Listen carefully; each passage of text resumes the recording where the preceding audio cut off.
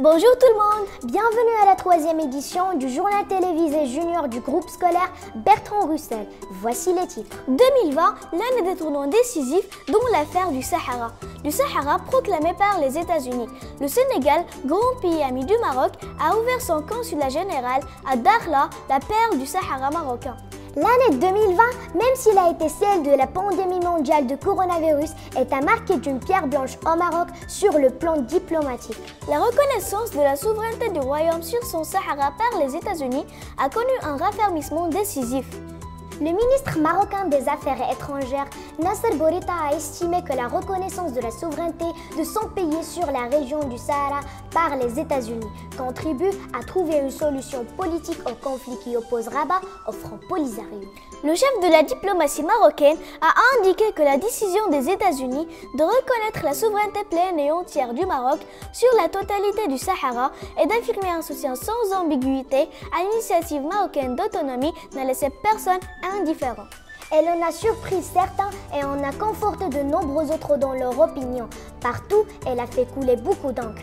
Elle en a aussi conduit quelques-uns à se faire un sang d'encre. Cette reconnaissance du Sahara marocain est une victoire pour la diplomatie du royaume chérifien.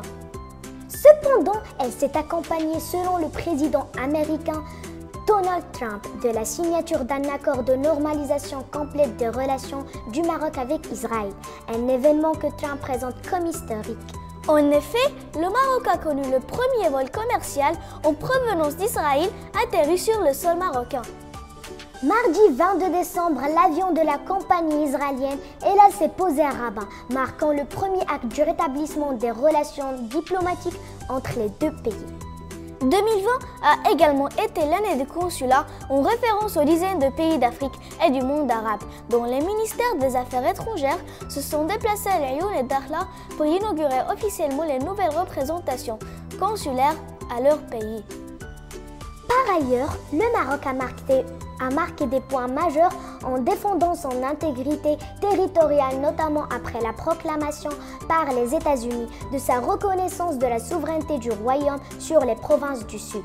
En addition, le Sénégal, ami et allié de longue date du Maroc, a ouvert son consulat le lundi 5 avril.